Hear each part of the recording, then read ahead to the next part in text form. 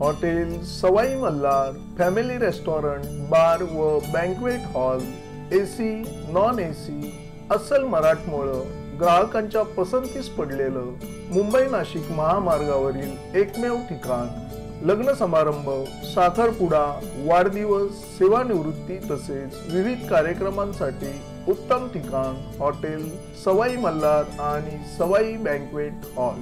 चवीचा शोध इथेच संपतो।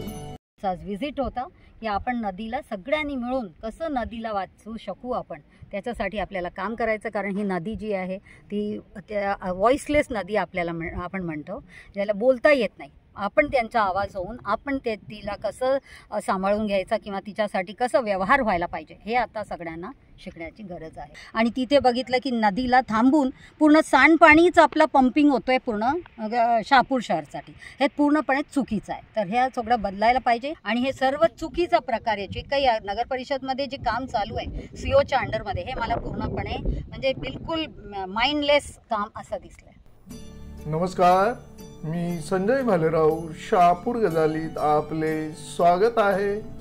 शहापूरच्या भारंगी नदीतला गाळ काढण्याच्या कामात दगड चोरी झाल्याचा आरोप रमाबाई ब्रिगेड महिला संघटनेच्या अध्यक्षा ज्योती भगवान गायकवाड यांनी केला होता। या आरोपाची दखल घेत आज जलनायक डॉक्टर स्नेहल दोंदे यांनी भारंगी नदीची पाहणी करत अधिकाऱ्यांना धरले धारेवर। शहापूर नगरपंचायत हद्दीतील भारंगी नदीच्या पात्रात नगरपंचायत मार्फत गाळ काढण्याचे काम सुरू असून या कामात नदीतील दगड मोठ्या प्रमाणात फोडण्यात आला होता। फोडलेला दगड नदीतून काढून बेकायदेशीररित्या माफियाद्वारे चोरी करण्यात आला आहे अशी तक्रार रमाबाई ब्रिगेड महिला संघटनेच्या संस्थापक अध्यक्षा ज्योती भगवान गायकवाड यांनी शहापूरचे तहसीलदार परमेश्वर कासुळे यांच्याकडे दिनांक 22 एप्रिल 2025 रोजी लेखी निवेदनाद्वारे केली होती। निवेदनात ज्योती गायकवाड यांनी असाही आरोप केला होता की सदरील भारंगी नदीत फोडलेला दगड चैत्रबन येथे वाहतूक करून शासकीय निधी हडपला जात आहे म्हणून। त्यामुळे चैत्रबन येथील गार्डनच्या बांधकामासाठी आलेल्या डबरची रॉयल्टी तपासावी तसेच भारंगी नदीतील दगड चोरणाऱ्या माफियांवर दंडात्मक कारवाई करावी अशी मागणी देखील ज्योती भगवान गायकवाड यांनी परमेश्वर कासुळे यांच्याकडे केली होती। या निवेदनाची दखल घेत आज दिनांक 30 एप्रिल 2025 रोजी सकाळी 11 वाजता महाराष्ट्र शासनाच्या जलनायक डॉक्टर स्नेहल दोंदे यांनी भारंगी नदीची पाहणी केली। यावेळी शहापूर नगरपंचायतचे पाणी पुरवठा अधिकारी योगेश, बांधकाम अभियंता इंद्रजित सूर्यराव व कर्मचारी, भास्सा प्रकल्पाचे उजवा कालवा उप अभियंता ढोकणे, तहसील कार्यालयाचे शहापूर मंडळ अधिकारी नितीन जाधव व कर्मचारी, शहापूर पंचायत समितीचे ग्रामपंचायत विभागाचे विस्तार अधिकारी ओंकारेश्वर तसेच तक्रारदार रमाबाई ब्रिगेड महिला संघटनेच्या संस्थापक अध्यक्षा ज्योती भगवान गायकवाड, सत्यकाम पवार आदी उपस्थित होते।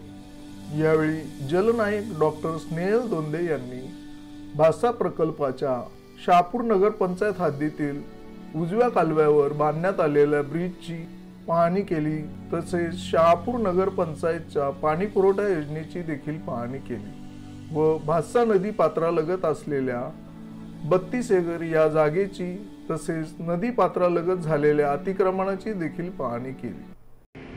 आज आपल्या या ठिकाणी शहापूर नगरपंचायत हद्दीतील भारंगी नदीत जे उत्खनन करून दगड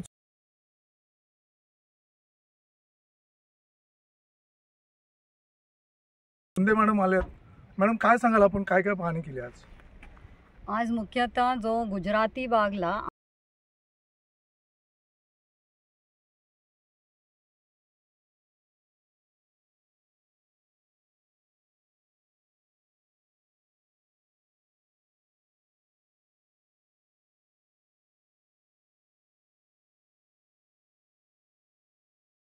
ब्लू लाईनवर भिंती बांधली गेली होती ते भिंत आज तोडायला सांगितलं गेलं होतं तहसीलदारला. आज बघितलं ते तोडण्याचं काम चालू आहे. पण त्याच्या अगोदर मला असं समजलं तिथे दुसरीकडे एक नदीचा याच्यातनं सगळे बोल्डर वगैरे उत्खनन ते चालू आहे. मला सांगितलं गेलं होतं की ते CSRचं खाली इरिगेशनसाठी म्हणजे जे शेतीसाठी ते आम्ही ते पाणी जास्त फ्लो व्हायला पाहिजे त्याच्यासाठी करतोय. पण मला जे दिसलं त्यातनं ते दगड वगैरे उत्खनन करून ते नगर परिषदचा याच्यात वेगवेगळा त्यांच्या प्रोजेक्टसाठी ते सगळं दगड यूज केलं जातं आहे. आणि चुकीच्या पद्धतीने तिथे एक जो सुवेज आहे पूर्ण जो सांडपाणीचा जो सोडला जातो आहे नदीमध्ये नदी पात्रात आणि त्याच्यातच एक छोटा असा STP सारखा त्यांनी बांधायला घेतला आहे नदीच्या मध्ये, ज्याच्यासाठी कसल्याही प्रकारच्या परवानगी घेतलं गेला नाही. मोठे मोठे झाडं कापले गेले. सर्वात मुख्य आहे की नगर परिषद असं कसं म्हणजे त्यांनी आता मी बघितलं त्यांच्या ट्रीटमेंट प्लांटला पण गेले तिथे सुद्धा भरपूर झाडं कापले आहेत. इथे त्यांनी नदीवरचा पण झाडं कापले आहेत त्यांनी ते सांडपाणी व्यवस्थापनसाठी. आणि आता जे आम्ही आलो आहे इथे आता 32 एकरचा हा जो एक प्रिमाईस आहे इथे दिसत आहेत आणि बिलकुल भातसा डॅम आणि भातसा नदीला लागून बिलकुल त्या क्षेत्रातच आहे. आणि हा पूर रेषाचा आतमध्ये पूर्ण ती हे अशी बिल्डिंग बांधलं गेलं आहे. आता सर्वात आश्चर्याची गोष्टी आहे की जिथे आता मी बोलते की जिथे आता नदीवर जाऊन आली भारंगीवर जे आता STP बांधण्याचं तिथे कलेक्टर येऊन गेले. कलेक्टरनी इनॉग्रेशन केलं या सगळ्याचा. आणि इथे पण जे 32 एकरचं आहे त्या कलेक्टरनीच परवानगी दिलं आहे या अशा प्रकारचा एक प्रोजेक्ट बांधायला बिलकुल नदीच्या पात्रावर. तर माझा एकच एक विचार होता आज की कलेक्टर ज्यांच्याकडे रिव्हर रिज्युविनेशन कमिटी असा NGTच्या मार्गदर्शनाखाली ऑर्डरखाली 2018 पासून ही कमिटी बनली गेली आहे. टास्क फोर्सचा चेअरमॅनसुद्धा आपले कलेक्टरच आहेत. मग अशा जर ते चेअरमॅन असून आणि आता जो आम्ही ज्या मोहीमचा अंतर्गत हे सगळं बघतोय आणि मदत करायचा प्रयत्न ते चला जाणूया नदीला असा जो एक गव्हर्नमेंटचा 2022 पासून हा एक कॅम्पेन चालू आहे सगळं नदी वाचवायला. पाणी कसं आपण कॉन्झर्व करू शकतो नदी वाचवू शकतो त्याच्यासाठी. पण सगळीकडे असे बघते की डायरेक्टली कलेक्टरच्या परवानगीने असा प्रकारचा सर्व व्हायलेशन्स केलं जातोय. आता हा जो आपण 32 एकरचा जर बघितलं तर बिलकुल म्हणजे त्याला 1 मीटर सुद्धा सोडला गेला नाही असा बिलकुल नदी पात्रावरच एकदम बांधलं गेलं. तर हे सगळं कसं होतं. आणि इथे जर आपण ही रुंदी कमी करून टाकलं नदीच्या तर मागच्या बाजूला म्हणजे ती एकदम समजा ती फुगते अशी म्हणजे पाणीचा जो फ्लो आहे ते अशा होतात आणि त्यामुळे परत ते पूर वगैरे जे होतो. तर अशा प्रकारचं चुकीचं काम होऊ नये म्हणूनच आम्हाला एक रिक्वेस्ट करायचा होता की लोकांमध्ये पण एक अवेअरनेस क्रिएशन आणि एक जो आमच्यासोबत नगर परिषदचे पण लोक इथे आहेत ज्यांनी हे सगळं काम भारंगीवर करायला घेतलं होतं. त्या जे मी STP वगैरेचा बोलते आहे आणि इथे इरिगेशन डिपार्टमेंट पण आज सोबत आहेत.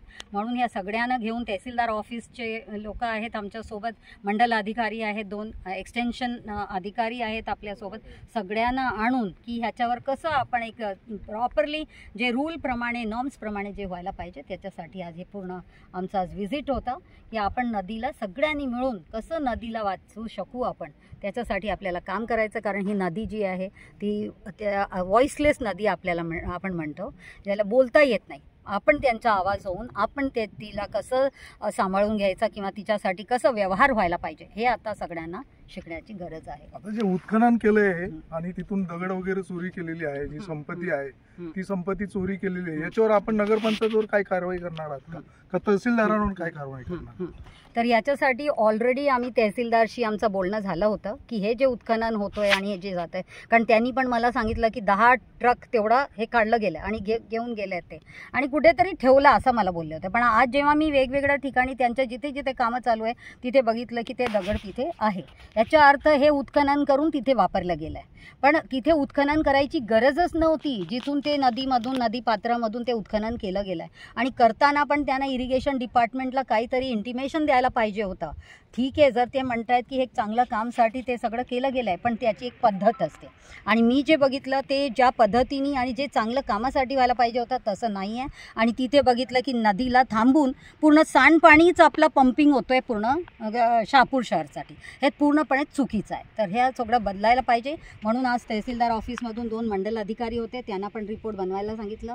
आज हा पूर्ण रिपोर्ट मग तहसीलदारकडे जाईल आणि एक रिपोर्ट आम्ही कलेक्टरला पण देणार. याच्यावर कारवाई व्हायलाच पाहिजे. नगर परिषदच्या CEO साठी मी वाट बघते. संध्याकाळी त्यांना सुद्धा भेटायचं आहे. त्यांनी हे कसं काय केलं का केलं हे सगळं पण त्यांच्याकडनं क्लॅरिटी घेणार. याला म्हणजे आपण सर्वस्वी जबाबदार नगर मुख्य कार्याधिकारी यांना पकडणार की कोणाला पकडणार? नक्कीच त्यांचंच आहे, कारण त्यांना वारंवार बोलून सुद्धा ते आले नाही आहे. त्या सीओनचं आता जसं आपण ट्रीटमेंट प्लांटवर पण गेलो, वॉटर ट्रीटमेंट प्लांट, सगळं जे बघितलं, जे व्यवस्थापन आहे, जे मॅनेजमेंट ज्या पद्धतीने व्हायला पाहिजे, ॲडमिनिस्ट्रेशनचा जो रोल असतो, ते मला पूर्णपणे फेलियर दिसलं. आणि त्याच्यामुळे आज माझा एक विचार आहे की संध्याकाळपर्यंत जर त्यांच्याशी मी मीटिंग करू शकली, त्यांना पण जबाबदारी त्यांची काय आहे, रोल अँड रिस्पॉन्सिबिलिटी, हा ज्ञान होणं खूप गरजेचं आहे. आणि मला ते कुठेतरी खूपच कमी दिसलं. आणि हे सर्व चुकीचा प्रकार आहे, जे काही नगरपरिषदमध्ये जे काम चालू आहे सीओच्या अंडरमध्ये, हे मला पूर्णपणे म्हणजे बिलकुल माइंडलेस काम असं दिसलं. ओके, धन्यवाद. या ठिकाणी दोंदे मॅडम यांनी म्हणजे पाहणी करून आपल्याला अहवाल दिला. एकंदरीत त्यांचं म्हणणं असं आहे की सीओ जे आहेत शिवराज गायकवाड यांची मनमानी चालू असून कुठल्याही प्रकारचं म्हणजे शासकीय यंत्रणेला न विचारता ते बेधडक अनधिकृत कामं करत आहेत असंच दिसून येत आहे. ताज्या घडामोडींसाठी पाहत राहा शहापूर गजाली. धन्यवाद.